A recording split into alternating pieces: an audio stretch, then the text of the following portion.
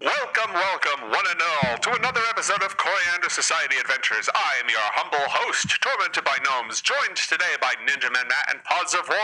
Ninja Man Matt, what's cooking good looking? Oh, I'm hoping soup. That's the plan anyway. What kind of soup? Other than chicken and vegetable and a really nice, very hearty broth. Okay, all right, that's not bad. Sounds all right. A little seasoning, maybe some bay leaf on that. Looking forward to it. Anyways, what were you saying before I started, posting? Oh no, I'm looking forward to it. Today was a tough day in the data mines, and I'm excited to see what happens with John and Asena as they move their way through Northport without a boss on their heel.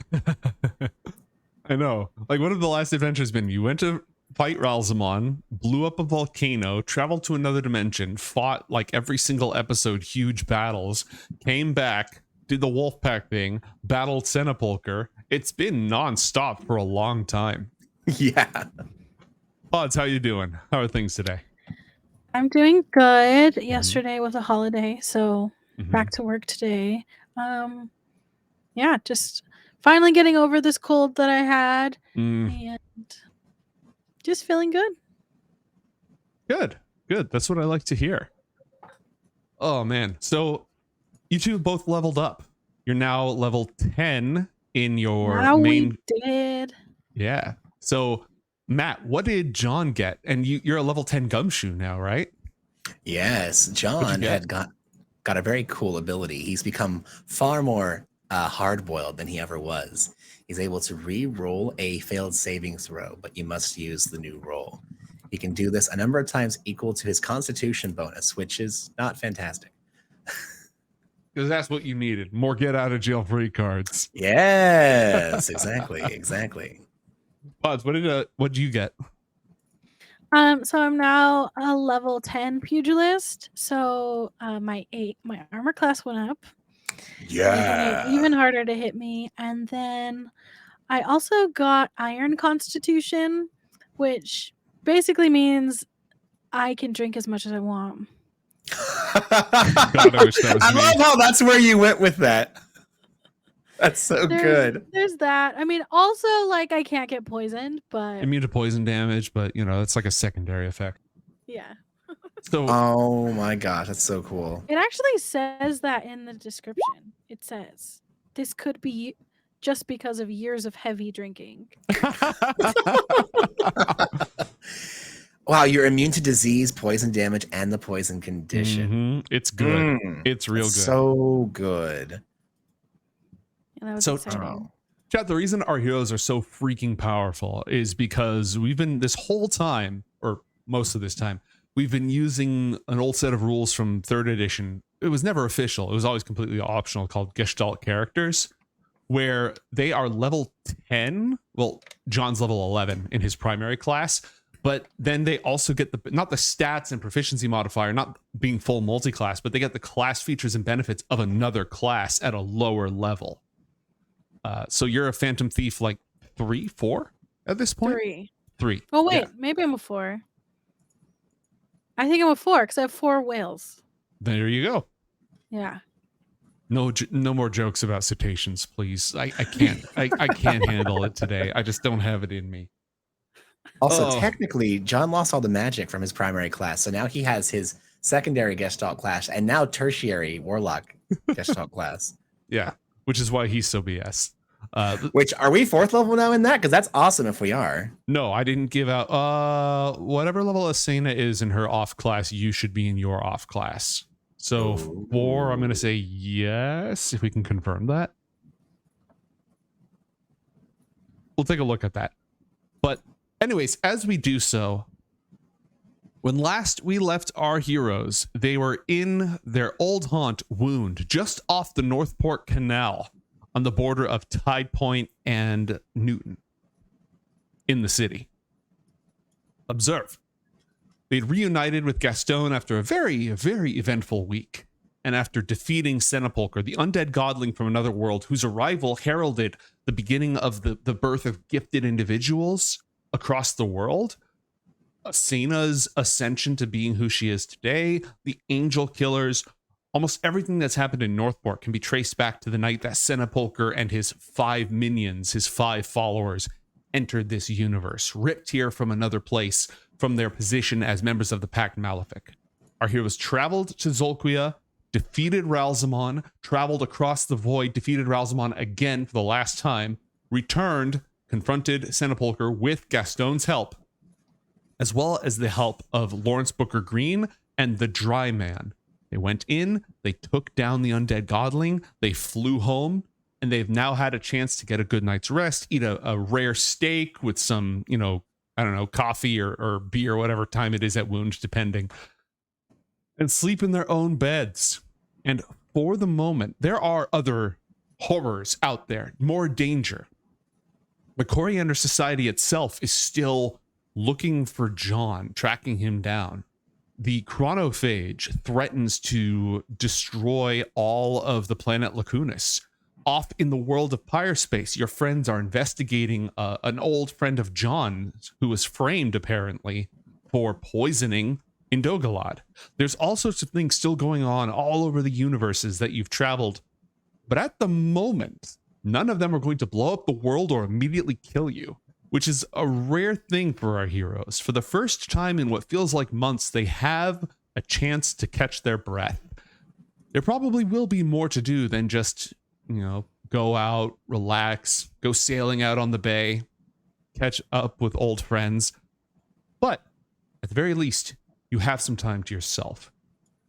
John, what would you be doing? What would be on his mind as he goes in from this long series of battles and finally has a chance to just relax, or at least not die? Well, John would be catching up on the news he's missed out in, particularly Northport, but across Yord, anything that has to do with anything that the 1-2 Punch group has had their hands in, anything relating to the Carrington case that he initially had Ben and Charlie working on, but they came with him to Pyrespace at a certain point and had to find others to work on that little quest of theirs. The Carringtons have proven to be quite an asset and also somewhat of an issue in the past, being Asena's maybe family and also getting involved in quite a lot of the higher echelon things that have been happening in Northport, especially in regards to the Omolons. So he'd be checking up on that. And just a little fun side thing, he'd be figuring out what he can do with that briefcase full of papers that he came across way back when he used his ghost tattoo and fell through the building, the Essex Hotel, and he came across that group that was trying to rig races. He ended up collecting a lot of those documents and was planning on eventually giving them to the proper authorities to prosecute. Okay. That's a callback. Yeah, he'd be looking to just kind of catch up on what's been going on, and then bring a criminal to justice. Cool. Pods. What's on Asena's mind? What does Asena want to do? Like, this has been the active drive for her for so long. Also, you brought Kele back, your childhood friend, because his home was completely destroyed. Lawrence Booker Green came back with you. Like, there's a lot going on, even though everything's sort of come to a crawl. What's Asena up to? What's going through her head? I imagine she'd probably bring like Kayleigh and Booker back to show them her place. Like thinks she's showing off her spot, but in the it's middle not. of Aylburg, the desolate district. Yeah, it's not really something the average pretty proud of, but it's kind of like an Ariel's grotto feel. Like she has all the treasures from her her journey. So, maybe she's decorating it. Maybe she's like put the glue on a shelf. Put the jar of the dead sprite around, like she's decorating the things. Just setting things down. She's been across the universe. She's been, to the distant Zolquian jungles, all sorts of weird little paraphernalia you've brought back with you. Okay, Lawrence I think Pods is having some connection issues. We'll go ahead and catch up with her in a moment. John, what is your first port of call? Well, it would be collecting as much information. So wherever he would need to go in order to hit the streets and kind of find out how things have been going. Obviously, going to the Essex Hotel and checking in with Catherine Rascal and any of his other any of the other contacts that they've made. Also, it would be very important for John, although he'd wait for the chance to meet up with Asena, he would want to go back to the academy, the Donahue Academy, and check in with Hara and the rest. That would be pretty high on his list of to-dos. Okay. Which of those are you going to the Essex Hotel first? Yeah, he probably spent the night there before waking up the next day. He would have checked in with Catherine. Probably, considering where we came back, would have made sure that Ian and Chester were properly paid for their services and that everything went well in regards to bookkeeping. But other than that, yeah, he would be checking in with Catherine at the Essex Hotel and finding out what needs to be pursued. Ian will accept payment in a check. However, Chester Morton is a cash only kind of person, obviously. Okay. Just given the line of work that she's in. But you go ahead, you balance those books, you take care of things accordingly. How is everything going in regard? Because I know that since John's been gone, it hasn't been hitting the streets nearly as much. And Ben and Charlie have been away for some time. I'm not sure if Carmichael has been bringing any other up-and-coming sleuths into the fold and have anybody else who's working. Nope, the offices have been totally quiet. You haven't mentioned recruiting other sleuths or anything like that. It's just been the few of you for the time being. So the door's been shut, the light's been out, everything's been locked. And after that nasty business with that weird doctor, we had everything sort of boarded up on the outside, put a nice little security. Normally we just put those grates in at the bottom level, but with all the ninjas and the robots and all these things, it's, it might be a couple more bucks in the rent this month, John. I apologize for that. Just the cost of wrought iron and stuff. Absolutely. While we're at it, Matt, roll 1d6. Alrighty then. 6. Okay. Rise of a leader, magic or scholar? Excuse me? Streamloot's card was played for a plot twist. Oh. Rise of a leader, magic or scholar. So the plot is going to change. I have an idea of how we're going to do this. Oh my. And also, while we're at it, Behold, an act of God. Woo! what do we got? Catchphrase. There's a catchphrase card on the table that can be played anytime during today's session. Lovely. Yeah. Love that. Yeah. A lot of the Streamless cards are in the AOG deck. I might change that at some point, but for the time being, yeah. And mate, just to clarify, are we, because I know that when we first started this, we all had wealth scores. We've also been collecting money on top of that. I'm assuming John has enough wealth to keep everything up and running, but if he puts extra cash into things, is that going to change anything? It could, depending on how much you're trying to accomplish. Let me pull up the wealth rules. Wealth. All right. And, I can't show the players from here. I have to do it from the DM side. But anyways, let's see. So go ahead and make a wealth check to pay off your people. Okay. And I know I have my total wealth score, but how do I do the wealth check roll? Is it a 1d20 plus that? Yep. Perfect. Oh, plus that? Oh, fantastic. 1d20 plus your wealth score. Okay, I got a 27. Okay, hold on. Oh, your wealth score is 14? Yeah, I apologize. That's actually, it's just like any other ability score. Or something? Okay. Yeah, it's like an ability score. No, it's not your fault. It's not your fault. Okay, a 15. That's enough to pay somebody $500, which isn't quite gonna cut it. So you probably want to dip into your other resources in order to pay that off.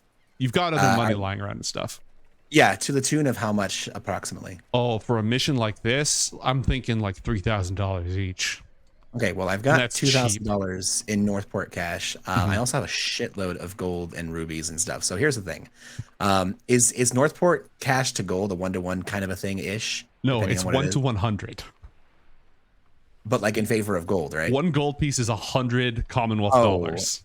Easy. Okay, that's so if you fine. have 60 gold pieces each, they're covered.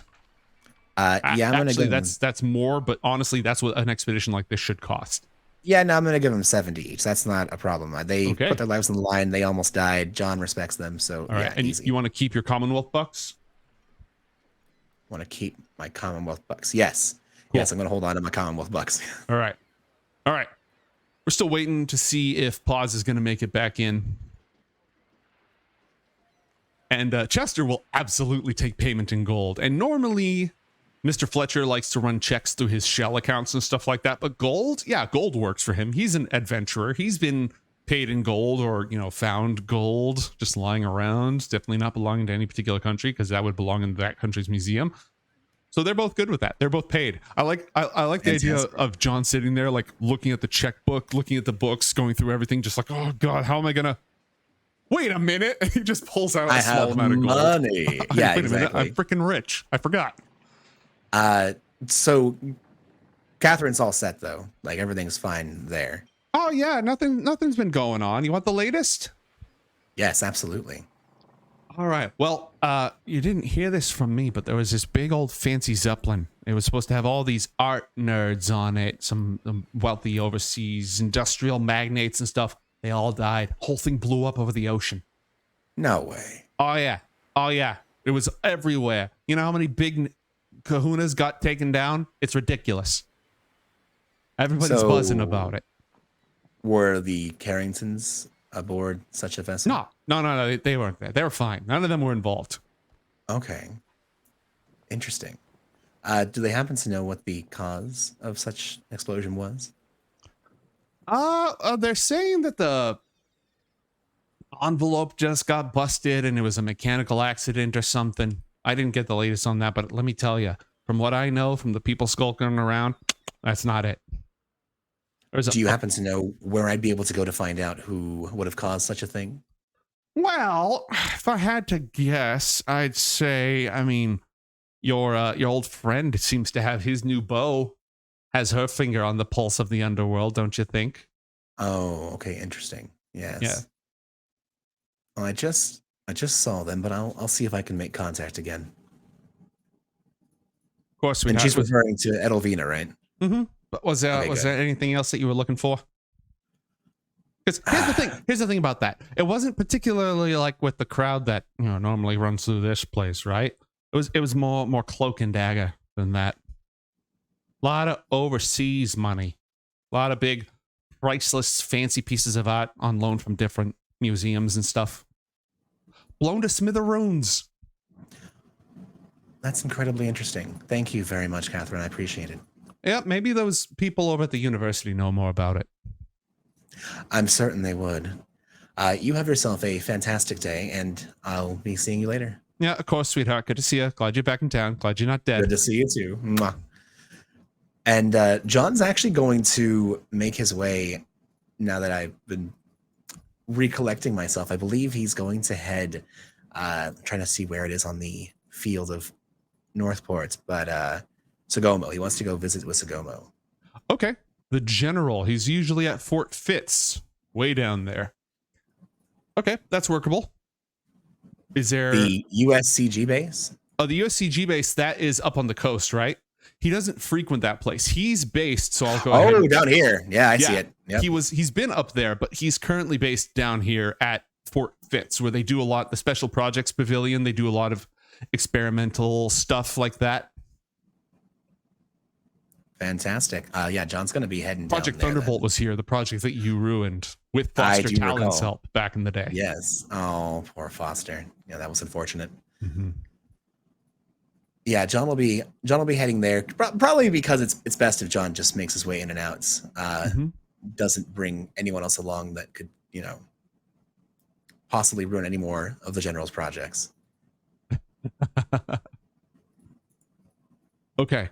Take a cab on the way over, running through the streets. It's a cloudy day. There's puddles of rain still left over from last night, but the sun is shining through the clouds. There's a lot of glare all over the place. The city's that mix of freshly washed down, like the grime has been swept away, but all that grime had to go somewhere. It's still underneath the tiles, lurking in the alleys beneath your feet. So, you pull up to Fort Fitz, and obviously this is a military base. It's surrounded, it's got walls, barbed wire, blockades, the works. And the cabbie says, look, I'm not going in there. This is as far as I go.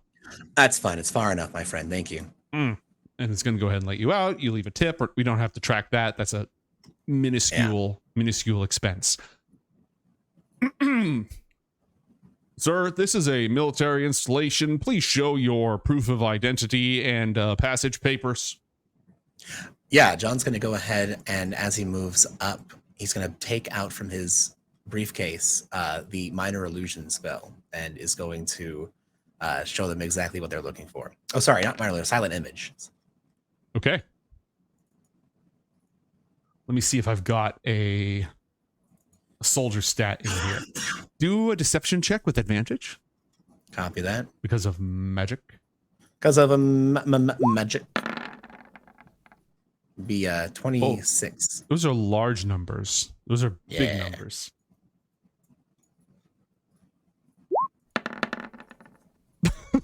Oh, well, hello there. Sir.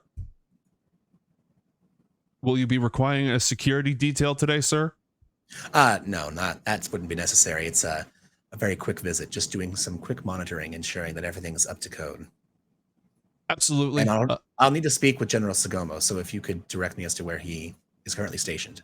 Yes, he'll be in his office, sir, right up down the main line, up on the 3rd floor, corner, can't miss it. There'll be signs along the way.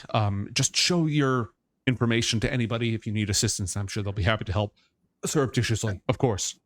Absolutely. John will salute and make his way out without any further adieus. Okay, you make your way through the base.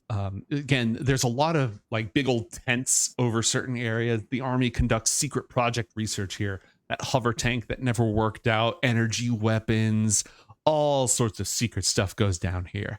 And you are watched the entire time that you're here. Nobody threatens you or challenges you or anything, but they're guarding, you can tell they're guarding their secrets. This is a place that they take extremely seriously. That being Absolutely. said, you know the way to General Sagomo's office. The last time you were here, he had just killed an Omelan assassin with his belt.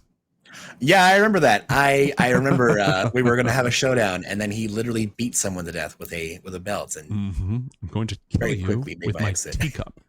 Yes, exactly. So you arrive outside. There's a guard posted by the door who checks your information and will go ahead and call for it. The general has an assistant who's going to call in.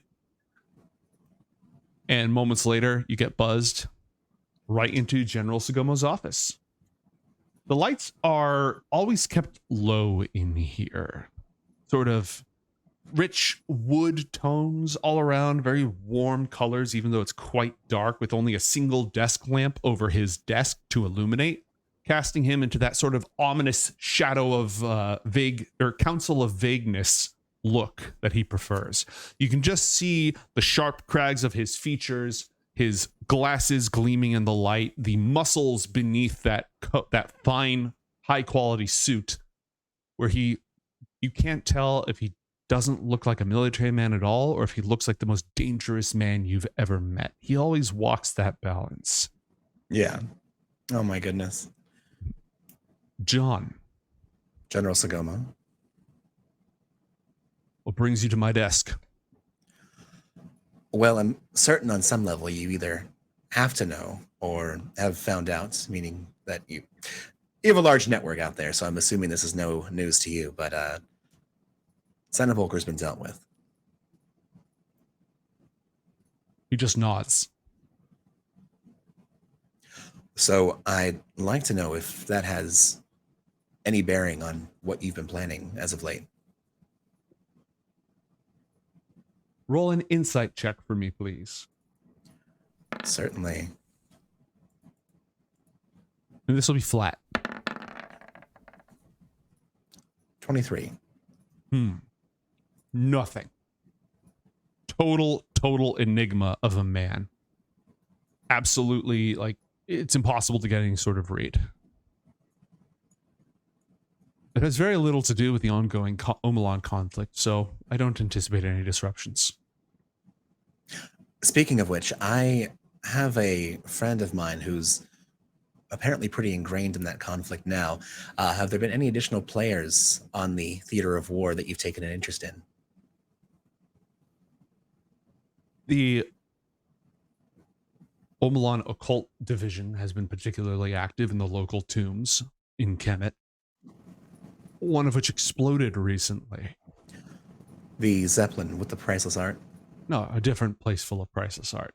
Oh, okay. Tomb of the Last Pharaoh. I've traced that back to some of your friends over at the Donahue Institute. No action required at this time. They thwarted an Omelon plot to take the capstone from that place by destroying it. I was about to head over there shortly. Is there anything I should be aware of?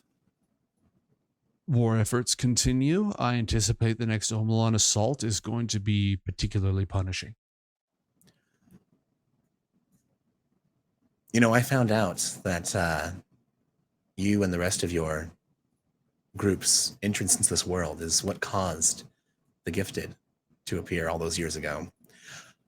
You were making efforts conscripting those Gifted into the military force here in the Commonwealth. Are those continuing? Have you put a stop to that?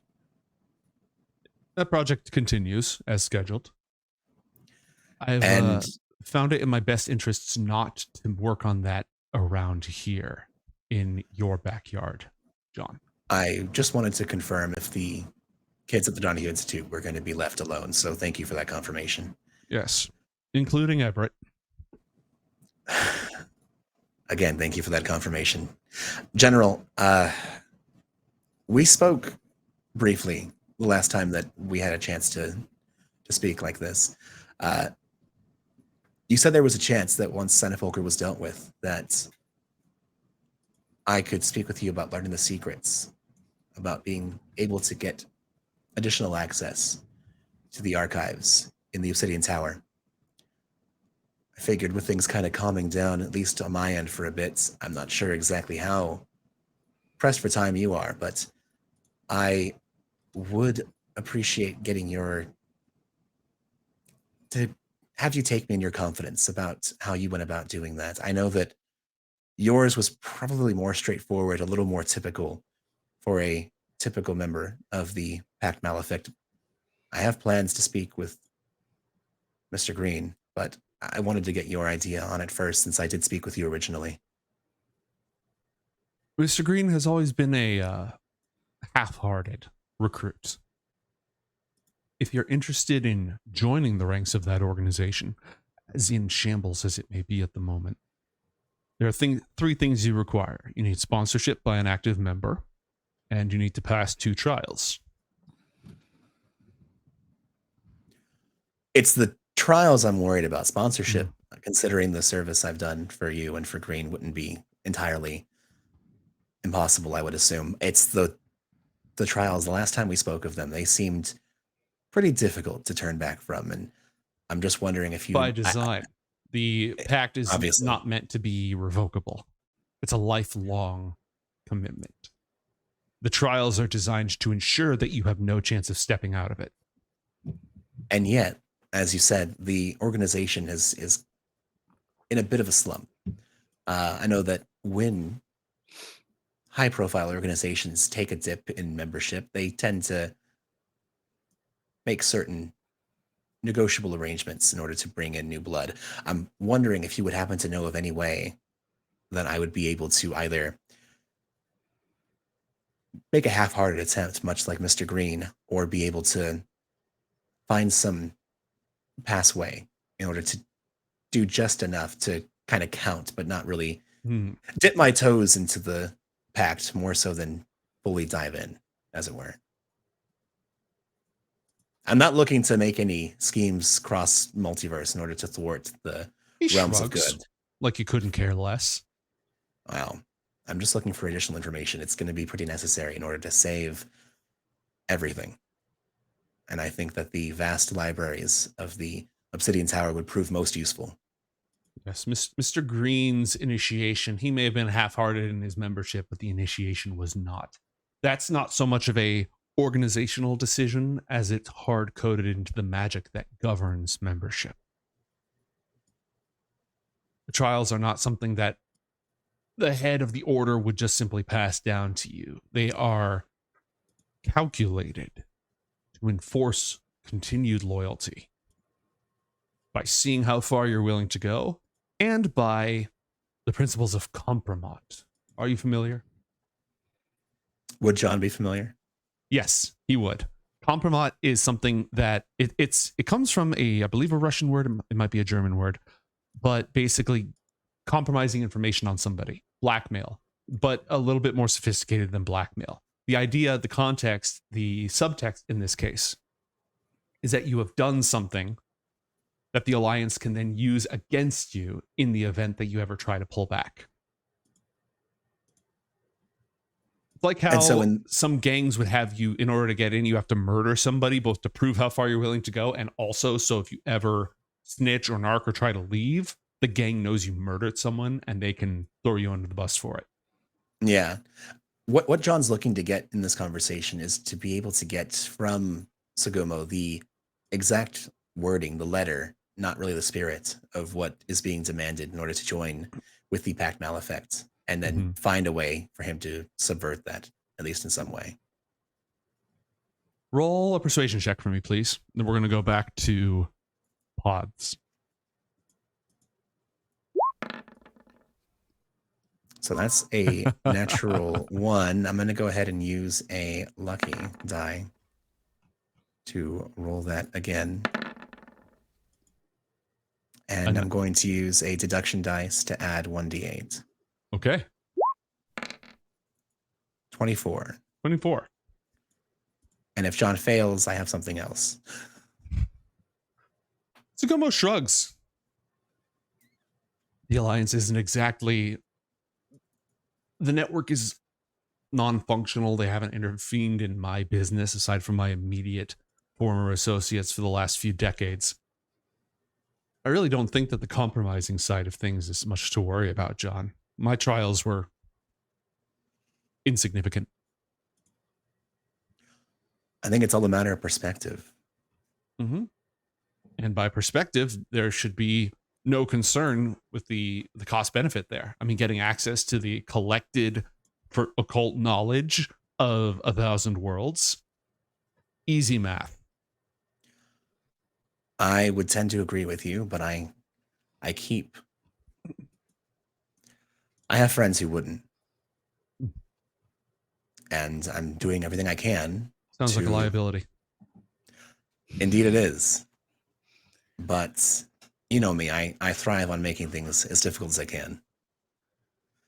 And so I'm hoping that it may be possible for you to ease that burden by just giving me something I can work with, an outline of sorts that I can draft and redraft to find the answer I need. I propose an exchange, John. What did you have in mind? You get me back into the tower. I'm listening. And I want you to convince Gaston to contribute his knowledge to the Special Projects Pavilion. I know you've been off-world. I know he has access to more sophisticated technology than this world usually offers. I know he's a brilliant inventor, a fine scientific mind. We could use him in developing technology that will assist in our endeavors against the Omelons. I want you to convince him to work with us. You do those two things for me, I'll bring you under my protection while we're in the library.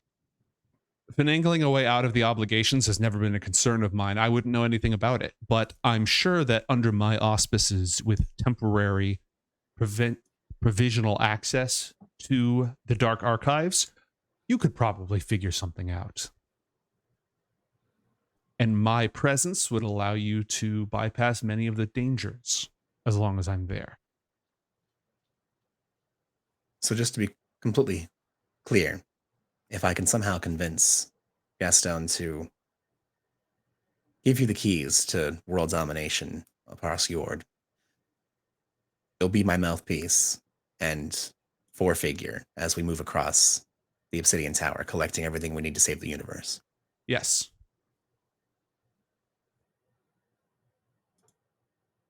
I'm very interested, and I promise you that I'll do everything that I can to see about where we can work this out. Excellent. I look Thank you forward for to your seeing time, what you can General. accomplish. Of course. Likewise, John. And John's going to take his leave. Mm-hmm. Okay. John heads out back into the city of Northport. Meanwhile, Pod's good to have you back with us. Sorry about the connection issues that you've been struggling against. I blame Elon. Damn it, Elon. So, Why are you ruining our campaign? John has been off doing his own thing in the city. You've had a chance to show Keely and Lawrence your place, which they both sort of resonate with for different reasons. Oh, they like it? Yeah, Keely totally gets it. Like, when he met you, you were living in a cave and you were collecting things. So you've just replicated that. It's almost homey. It makes sense to him. Lawrence was living in the sewers for a while in a safe house protected by magic and the Beggar Prince. So he isn't one to judge about. He's more interested in what it says about you, the person that, you are because of what he did, at least partially in part of what he did. It's almost a form of insight into your mind. So neither of them kind of give you the, this place is a dump treatment at all. Oh, that's good. You guys can stay here whenever you want. I mean, like, I know you guys don't really have places, do you? Kelly definitely, does not know. He's still overwhelmed by the sheer scale and noise of the city. He grew up in this small town in the jungle for all of his life and always dreamed of going to the big city. But now that he's here, it's taking him a little to settle in. Lawrence is less, he's appreciative, but not nearly as, oh, thank you, I have a place to stay. He's more vague overall. Yeah. Well, people probably aren't going to hurt you here. One, because it's Aelberg, and two, because it's me. But, if you need to, there's a rug. They both slept on worse. Lawrence, just looking around, adjusts his glasses and says, now what? I don't know. We should probably show Kayleigh the city. You probably want to go to the jail. That's the first place I went. We could go. I don't really know. We could get a pickle dog. You could go cause some trouble. Is there anything you want to do? Is there anything you want to be? I'm weirdly well connected.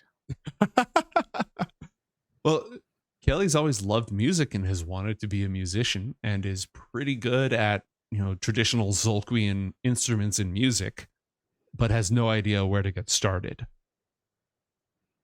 Lawrence has seen the city. He knows its ins and outs. You two go ahead. Okay. Well, we got two options. We can go to like a diner place that has music, or we could go visit my maybe mom, and she probably knows like some fancy music places. And then she'll probably take you, or at least tell us where it is. Well, what do you think we should do? We should probably do that. Okay. How do we get there? Taxis don't stop in Aelberg. Well, we just walk a bit. That's fine. Actually, yeah, it's not that far. The Carringtons are just over here. Cool. So the two of you walk through the busy streets of Northport. It was raining recently. It's not raining now. It's the sun is shining through the clouds. There's puddles of water all over the place, soaking wet newspapers. little bits and pieces. It's overcast, but whenever the sun does shine through, it's particularly bright. It glares off all the puddles in your eyes. As you're wandering, you see a few groups of people gathered around the corners with fires keeping them warm. They glance over at Kelly, who stands out like a sore thumb. Obviously an out-of-towner, obviously a rube, easy mark. They look over at who he's with and they just turn their backs like you never were here. Nope, not doing that. John, where was your next port of call? You know, I just realized when you introduced Pele and Booker Green that John probably was supposed to have Cersei with him, unless she stayed with that's true. Gaston. John, would you have brought her to the freaking Special Projects Pavilion? I imagine not. No, not there. I think he would have sent her on something fun and then met up with her. Mm-hmm. Yeah, she's just been zooming around the city, flying around. People aren't. I don't know about zooming. I think as part of the payment that he did earlier, he likely would have had either Chester or Ian, someone familiar with her, kind of be an escort. I don't think that Cersei, Master of Magitech, running around Northport unchaperoned would be an incredibly good idea. All right, Chester will take it. Ian he wants to get back to the university. You know, he's got paperwork to go. He needs to record everything that happened. He's got important, famous adventurer stuff to do. Chester's... I'm going to drop an extra 10 gold for Chester to have to deal with this. Okay, yep, that's gone. $1,000 Commonwealth dollars, easy. She'll go ahead and show Cersei around. She knows these streets. She knows it's dangerous. She knows what to look out for. Get her some clothes that'll help her fit in, you know. Perfect. So the intent then after leaving Fort Fitz is for John to meet up with Cersei and Chester. Mm-hmm. And after spending the last couple of hours showing Cersei around Northport, he would take her back to the Donahue Academy. After, of course, checking in with Asena, since he's hoping to meet up with Asena there. So that's going to be on your walk over to the Carrington penthouse. Asena, is you're going to go ahead and get on your comm link is going to go ahead and boop, boop. Hello. Hey, Asena, how are things going? Things are good. We are walking. People are not hurting us. Oh, good. That's fantastic to hear. Hey, I wrapped up with my errands from this morning. I was going to meet up with Cersei and bring her back to the Donahue Academy. We'll probably be there within the hour. Do you think you could be there by then, or should we swing by and meet up with you beforehand? Well, we were going to go see my baby mom and try to find a musician's place. Well, we could go to the Donahues if you want. And if only if you'd like to be there. I'm not sure if you wanted to spend the day with your childhood friend, and I can just take care of.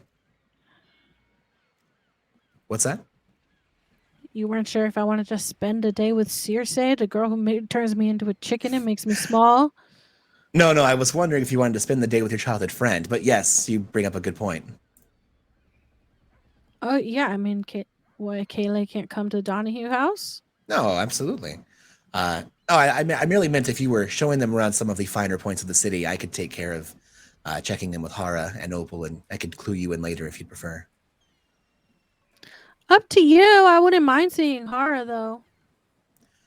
How about this? I'm sure it's going to take me some time to round up Cersei. I'll check in with you once I've actually made contact, and I'm certain she's going to have gotten into trouble despite Chester's best efforts. So I'll just check in with you in an hour, and we'll find out where you are, and we'll just meet up with you and head to the Donahue Institute after that. Sounds good. John, all at right. that moment, a tiny taxi careens between your feet on the concrete, like on the sidewalk, and behind it, a cat the size of a Rottweiler is chasing after it. Do I recognize this cat or this tiny taxi? Nope. You know what? I think something just happened. I'll talk to you later, Asena. And John's gonna go taking off after the dog taxi. Bye. All right. Asena, you are back at the fancy Carrington penthouse. There's a doorman out front. The last time you were here, I know you've gone up the elevator. I think you may have run up the side of the building as well. Kaylee is jaw dropped at the ostentatious. There's like golden gargoyles and angels on top of this building. It's super, super fancy. Nice, limos and old school cars driving back and forth. And the doorman says, excuse me, ma'am, may I ask your business here? I feel like you should recognize me by now, but I'm here to see my baby mom. I think you've never seen this doorman, by the way. I'm afraid. Are you new here? No, I've worked here for years. I've never seen you before. You've been here before. Wow, rude. Yeah, I see my mom, Miss Jasmine, all the time. She's gonna be really upset. You don't know who I am. Mrs. Ruiz Carrington. Yeah. Roll a persuasion or intimidation check, please, Asena. This guy's giving you some serious judgment right now. Shade is being thrown.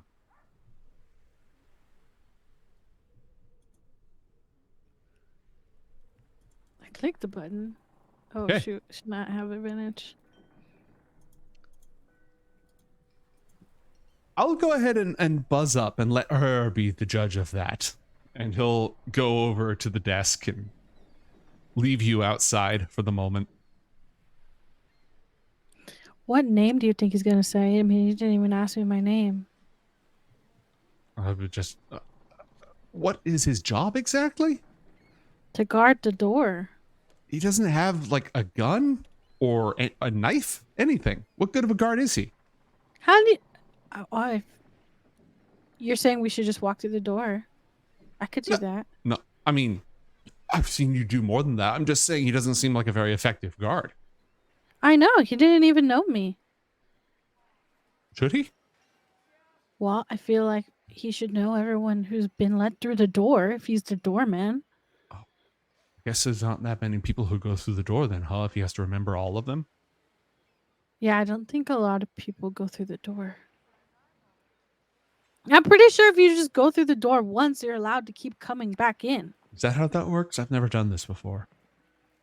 That's how I've always done it. The doorman comes out and says, apologies, Miss Ruiz Carrington. Right this way. See? What do? And may I express my deepest condolences. Sure. But remember me next time. What's your name? Jasper, ma'am? Jasper. I'll remember that. Very well, Miss Ruiz Carrington. I'll have the elevator for you. It's like a big old fancy dial on the front that controls the elevator. It's going to send you all the way up to the penthouse level. Kelly sort of looks at the doors as they open, steps in slowly. This box is going to take us up into the sky. And then when it opens again, we'll be in a new place. Do I have to be shrunk down or turned into a chicken to use this one? No, or else we wouldn't be here. Okay. And the elevator starts moving. But again, he flew in the lightning bug all the way from freaking Zolquia to Northport, to the Commonwealth. So he jumps a little bit, but he's already seen weirder stuff. It dings up at the front, and I think that I stashed away the map of the penthouse a while ago. But you arrive, there's a pool on one side, this big old open balcony, all sorts of rooms. It's fancy as hell. And when you get up, Jasmine is there, and she's wearing a black dress and a wide-brimmed hat with a black veil on it. And she runs over, Asena! Thank goodness. Hi, baby mom. I like your hat. So fancy. Yes, yes. The situation always calls for appropriate. And I see you brought a friend. Oh, this is Kaylee. He's from the Zolquin jungles. Oh. He's actually my friend. We found him we went to Cenopulchre. I gotta tell you about that. But yeah, we found him, and so now he's in Northport, and he's a great musician. So I figured let's go talk to my baby mom. Oh, delightful. Kelly, please come in, sit. And she's going to go ahead and tend, little sandwiches, cucumber sandwiches, and tea and champagne and all that. Just sets that out. And Kelly's sort of eating everything like it's not like he's never had good food before. They actually cook fantastic food in Zolquia. It's just a completely different palate for him. So he's still a little bit out of his element. And I'm so relieved that you're well. After everything, please, you have to tell me all about it. You can either narrate it or you can just say you tell her all about it. Your call. Yeah, I think we'll summarize it, but Okay. talk about. Well, she would know Booker, wouldn't she? Mm-hmm. Talk about him. Talk about fighting Cenopulchre. I don't know about the volcano. There's a whole lot to talk about. We're probably there for a while. She understands. I mean, she's a student of the occult. She understands a good amount of it. But if you go into the whole, like, traveling across the void to defeat Ralzamon, that's kind of beyond her ken. But she is fascinated. She's into seances and communing with other worlds. So the fact that you just willy-nilly go between them is quite a lot to her. And she sits quietly after you tell the whole story, just thinking about, these are the people who killed her husband. Probably your father. And roll an insight check for me. Okay.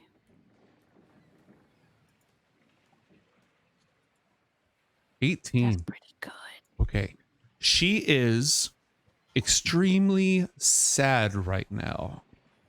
But learning all of this gave her some comfort. So you're not, you said, let me start over. Why are you wearing black? No, you've been out of town. You wouldn't have heard the news. Asena, your grandfather is dead.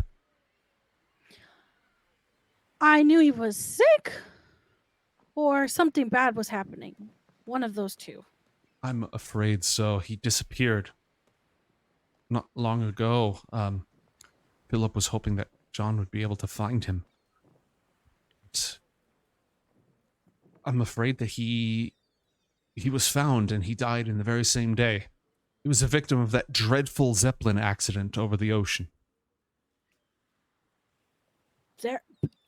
I don't remember hearing nothing about a Zeppelin accident. It just recently happened, dear, just a few days ago, while you were off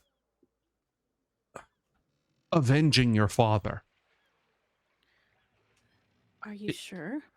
Yes, it was a symposium, an airborne symposium of some of the finest minds in the worlds of antiquities, and I should note the studies of the esoteric as well, though I don't seem to have been invited. All the better for it. Fate is still watching over us.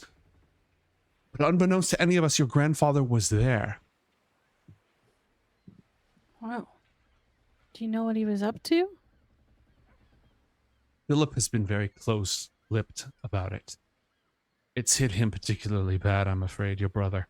But something he didn't feel safe sharing with the rest of us. Perhaps if he had, things would have gone differently. Well, I could probably look into it if you want. Yes, perhaps you could talk to Philip. I think he knows more than he's sharing. Always so concerned about my well-being, as if we haven't all beheld horrors together. I can't believe we've kind of been through a lot. You put down Josiah and those bastards that came from beyond on the day we were supposed to be promised a new age. Oh, Asena, how can I possibly thank you? Oh, you could tell the doorman that I could come in sometimes. Was Jasper giving you trouble? Yeah, he said he'd never seen me in his whole life. Oh dear, he works the alternate shift. They have a rotating schedule. I'm sure Horace would have been much kinder to you, but Jasper simply he's never met, and it's his responsibility to look out for us and to watch out for us. So I assure you, no ill will was meant by it. But I will have words with him to ensure that this never happens to you again. Okay. I told him I was gonna remember him and remember his name, but I probably won't. That's fine. The threat alone, when coming from a person in a high position, well respected, well regarded, should be sufficient. Well, I don't think you have to repay me. We're still gonna plan the ball. Remember? Yes, that's right. That's right. It was for a duke, a prince. King or It was a something. prince. A Yes, prince, that's yes. the You'd one. said as yeah. much. Of course, of course. It'll That's have to wait still until after the tempting. memorial, but Yeah. I'd be happy to help. Yes. What have you come up with anything yet? Just that I want a lot of people there. Of course, that can be managed. You must see to a proper venue as well. What would befit a prince? Well, that's the thing.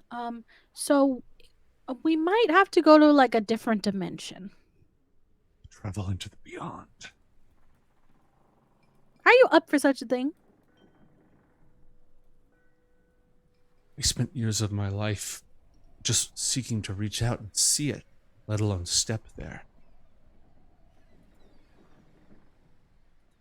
Yes, it would be profound.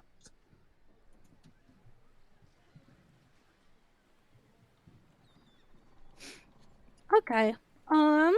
Well, when is the memorial? This weekend, just a few days from now. I'm glad that you're here. We'll be of course laying him to rest in the cemetery over in Old Town at Christoph Cemetery. I could go, or if you want me to go later, I don't think I've ever told you that I could probably sometimes talk to dead people. And commune with the dead. Yeah. You really must be my child. We could just ask him what he was doing. I don't know if he'll tell us. There's no body. Oh. Well, then how do you know he's dead? That Philip seemed very convinced. Again, he wouldn't share the details with me, but he seemed quite convinced and assured us that recovering the remains from the sea would be a nigh impossibility. He's over at the Institute today. Again, if you wouldn't mind talking to him on my behalf. We're going to the Institute right after this. Magnificent. Yes, if you could find out everything you can. He thinks I need to be spared the truth, but after all the horrors that we've beheld, I think I can take it. I'll talk to Philip. He probably doesn't even know that I come to visit you sometimes, so he'll probably tell me things. You have to be my daughter. There can't be any doubt of it. Does out of character, does Jasmine know about Nancy Rain? I don't think she does. Okay. Who, as soon as she got back to Northport, went immediately back to City Hall and didn't seem up to talking about much immediately. Anything else that you want to take care of at the Carrington Penthouse, Asena and Kaylee? I think Asena won't mention Nancy Rain for now, but she'll ask Miss Carrington if she has any connections for getting Kaylee into the music scene, or where he can at least listen to some. Oh, of course, of course. After all the benefit galas that I've attended and charity fundraisers, I'm friends with a wide variety of venue owners and club managers, prominent musicians, fashion experts. She looks over at Kaylee for a moment. I'd be happy to take care of him for you. Any friend of Asena's is a friend of mine. See, I told you she was really cool. He mumbles some gratitude in her direction. So I think she'll stay for a little while, eating some little tiny sandwiches, telling Kaylee that they're just like normal sandwiches, but you have to take smaller bites. Well, you go for a lot more like wrapped foods down in Zolquia. Yeah. But, you know, he's no stranger to sandwiches. So you'll just spend some time catching up with and being in Jasmine's company. She seems very happy to have the company. That's good. And after a while, you're going to go ahead and take your leave? Yeah. All right. She will offer you an embrace, a big old mom hug, and this whole gala planning will be a lovely distraction, though she's not familiar with extra-dimensional venues and may require some assistance in that part. How can she possibly plan guest lists and table arrangements if she doesn't know the venue, the layout, the color scheme, the weather, the season? I know. There's so much to think about. I'll try to take some pictures.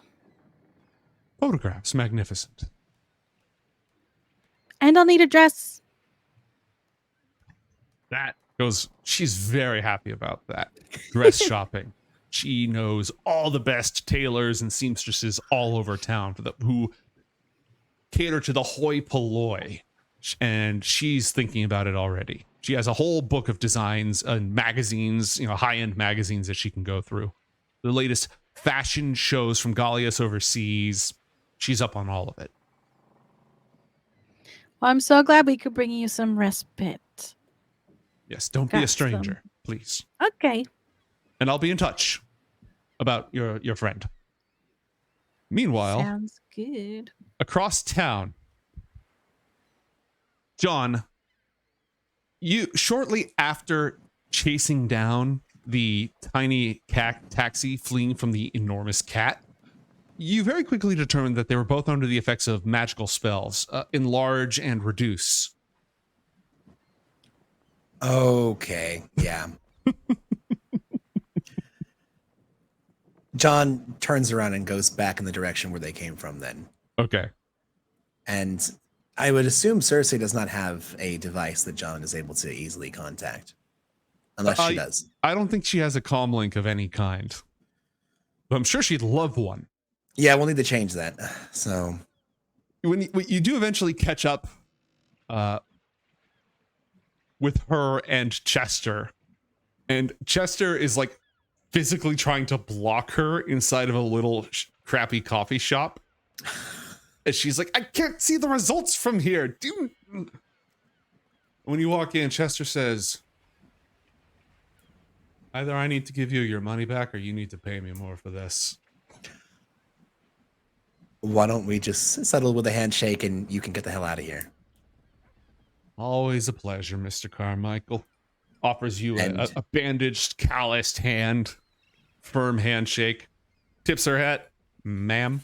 And dips. You as well, Chester. Good day. Cersei, you've been busy, I see.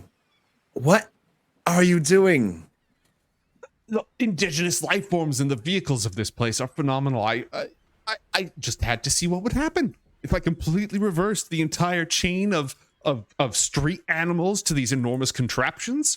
It's a magnificent inversion of the social order. If you're going to be making your life here, and I'm not saying you have to, you're going to have to learn to respect individual autonomy. You can't just treat everyone like lab rats. You have to ensure that if you're going to go about these experiments of yours, you have to find willing participants who are either compensated or endeavor to assist you in your efforts. Roll persuasion check, please, John. Okay.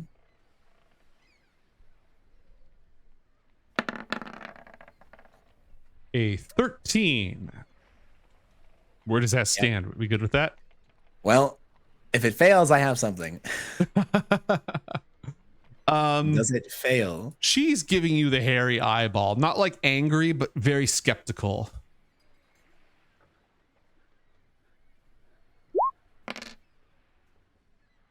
$14. John takes a hold of the infernal amulet and trying to pull forth a bit of the majesty that Tiamat brings with their presence. That again, his shadow grows ever larger. He's going to, as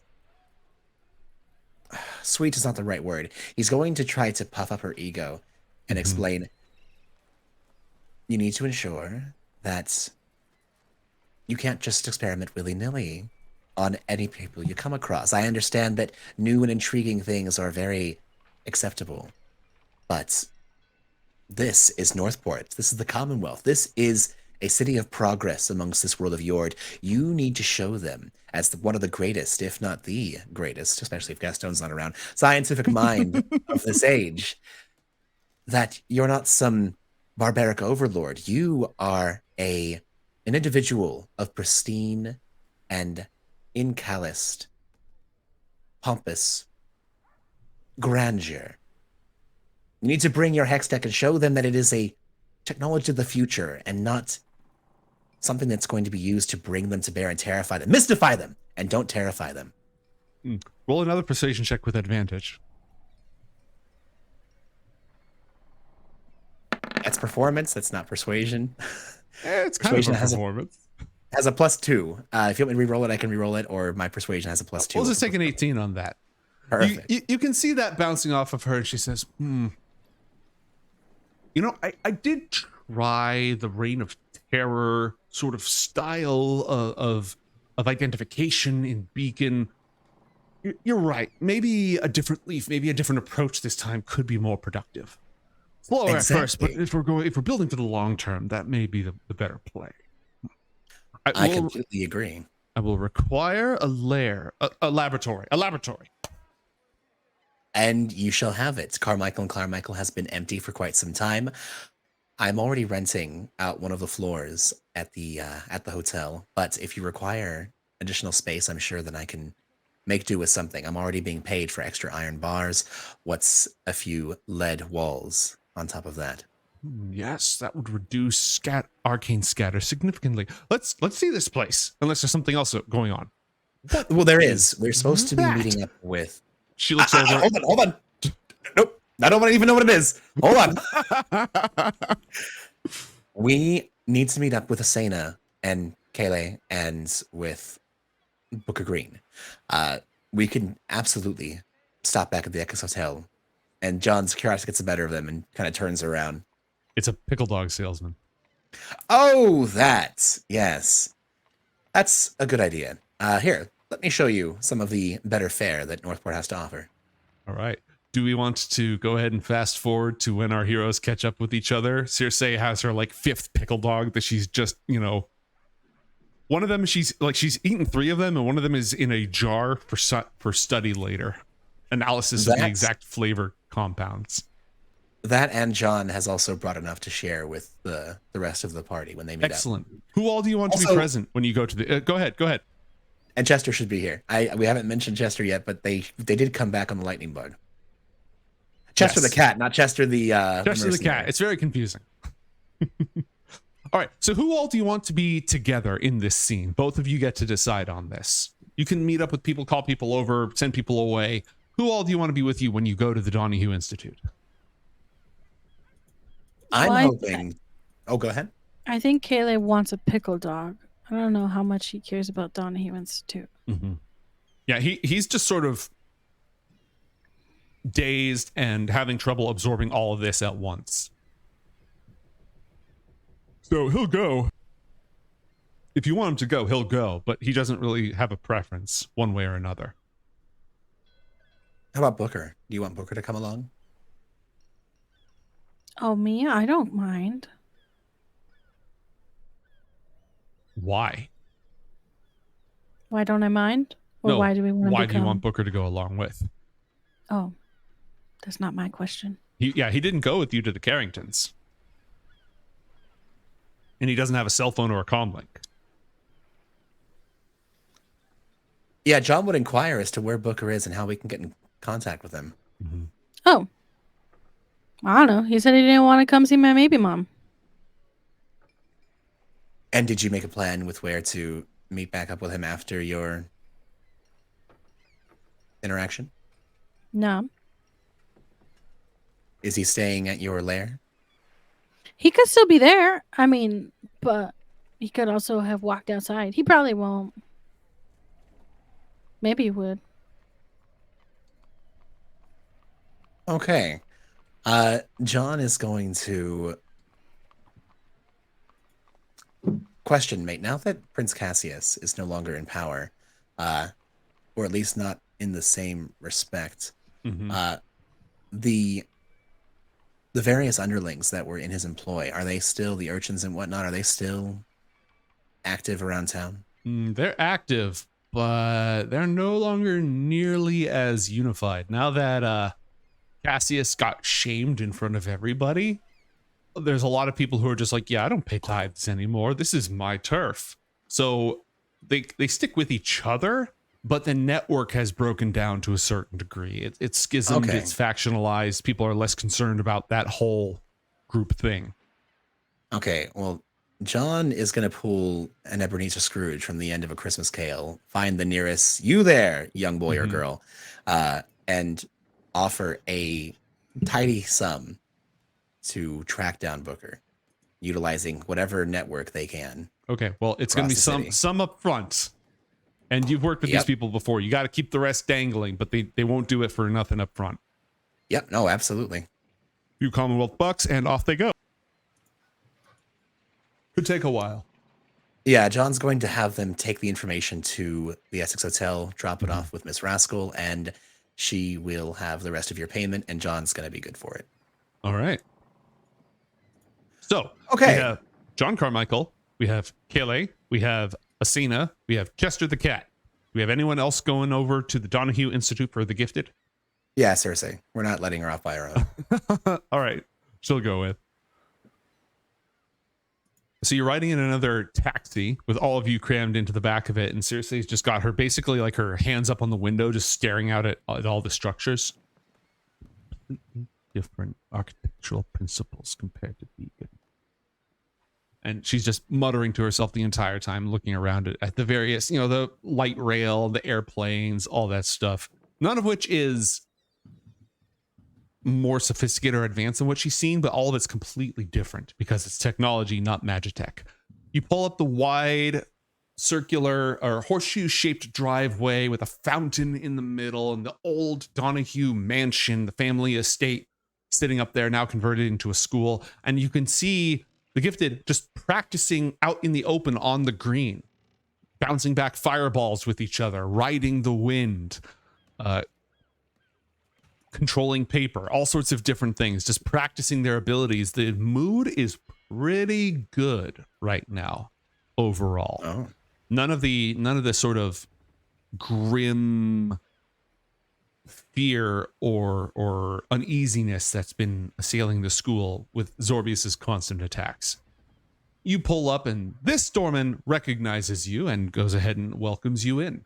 Both Miss Donahue and Mr. Carrington are present. Oh, well, that's very good. By Carrington, we're talking about Philip, correct? Yes, sir. Very good. Only Mr. Carrington. Oh, has that already gotten around?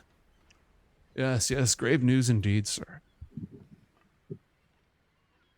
Awful business, that. Yes. Terribly so. And,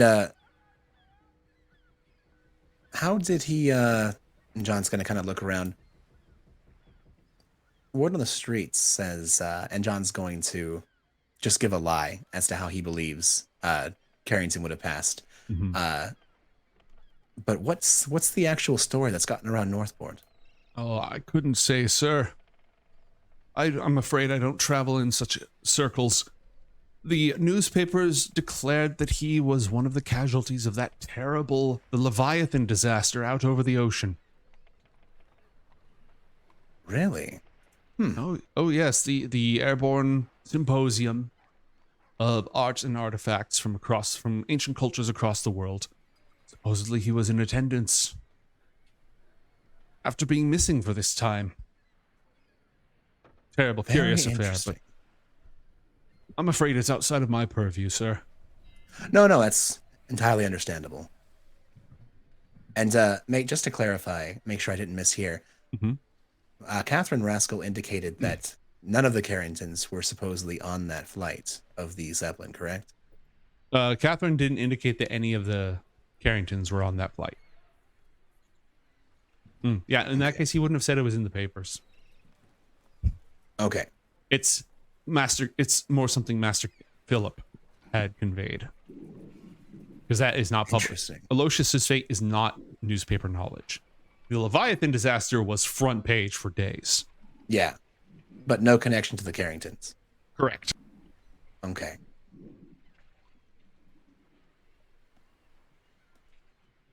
Very good.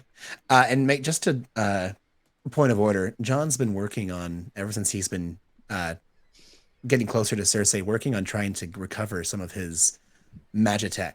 And so last evening they would have spent time, he would have allowed her to experiment on him and, you know, just been messing about trying to figure out how to get his mojo back. Okay. That is going to be absolutely, it's in progress, and that is absolutely something you can pursue during your downtime here in Northport. Now is a great time to work on that. You can have Cersei's help, you can have Gaston's help because he's been delving into magitech. There's a lot of options. Perfect. All right, so they'll go ahead and bring you inside and bring you upstairs and bring you into the office, but it may be a few minutes.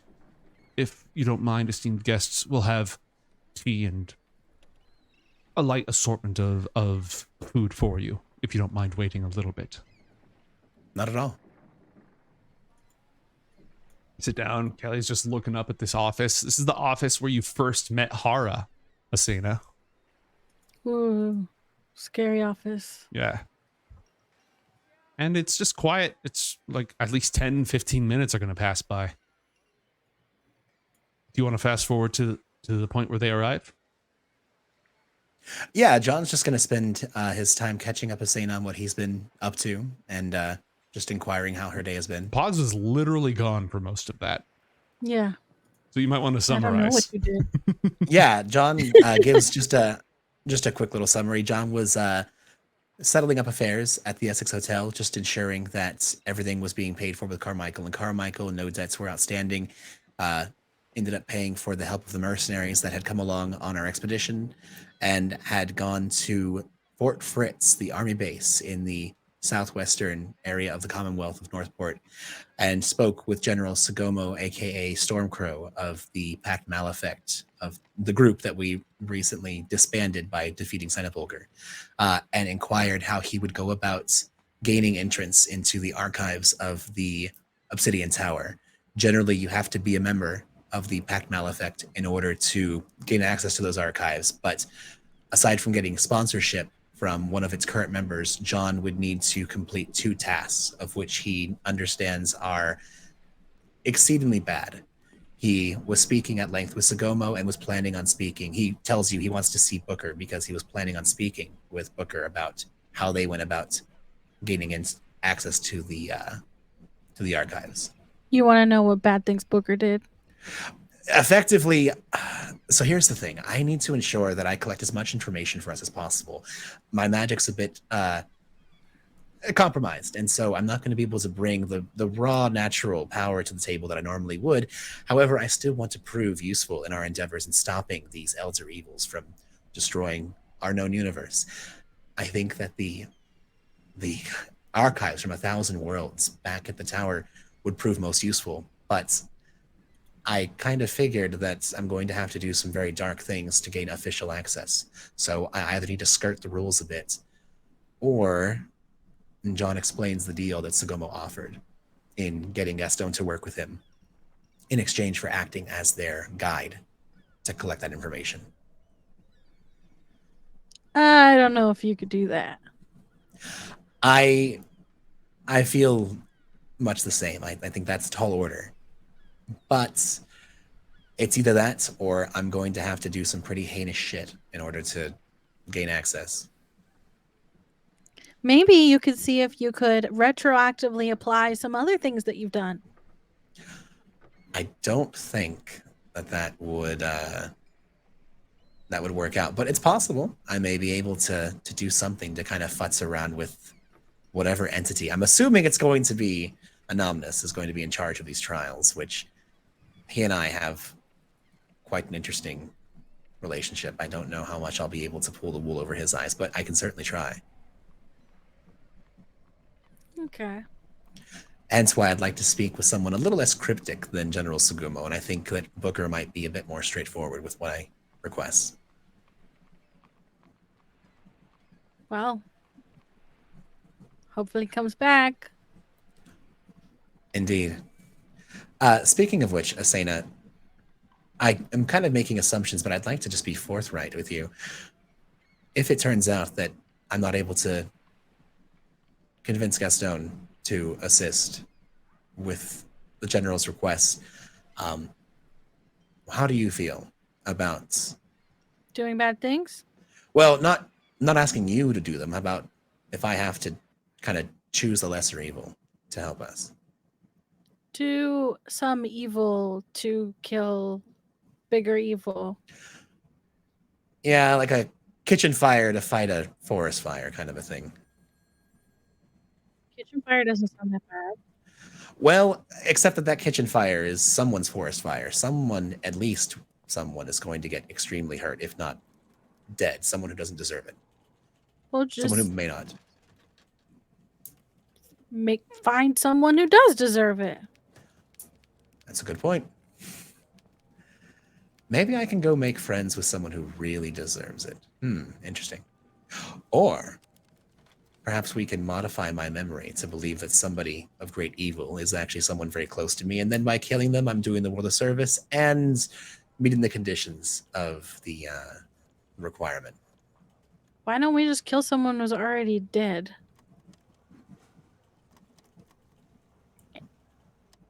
And then it's like we didn't actually kill them because they were already killed. You mean like bring someone back from the dead and then kill them again? Yeah. Does that count? It might. Hey, Gianni Pavlo, come here for a second. Oh, yeah, Johnny Pavlo, my best friend growing up. Oh, we were so close. Thick as thieves, one might say. I will now resurrect you just to kill you. Or that's actually not a terrible idea. Asena, you have the ability to speak with dead people. I wonder if we'd be able to make some sort of deal with a deceased individual from our past. Yeah, like they get to live for a little bit longer, finish whatever they had going on, then we kill them. That's an incredibly good idea. I mean, how many people have said they would like one more day?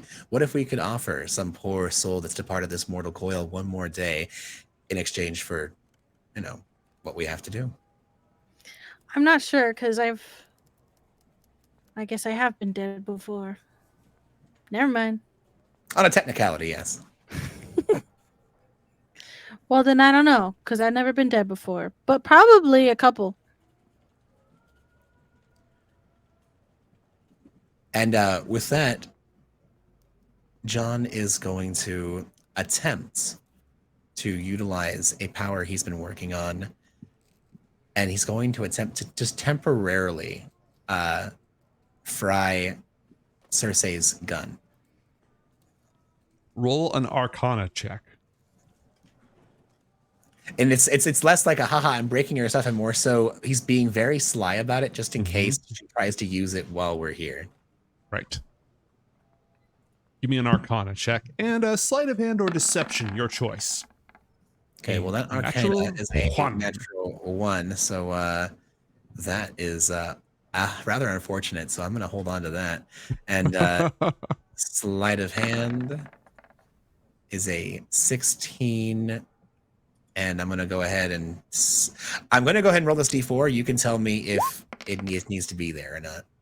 So a 16 if it failed, an 18 if it didn't fail, or rather, an 18 if it failed, a 16 if it didn't fail. It didn't fail on a 16. Oh, okay. Well, never mind then. You are able to do it subtly. The door opens, and in walks Opal, wearing a red dress, a hat, even though she's indoors. Philip has his suit on, his walking stick. They both enter. His eyes are a little bit red. Say, oh, John, Asena, it's good to... And at that exact moment, Circe's gun twitches, sparks, and explodes. Oh, no. And naturally, that's when we're going to break. So don't go anywhere, folks. More Coriander Society adventures when we come back.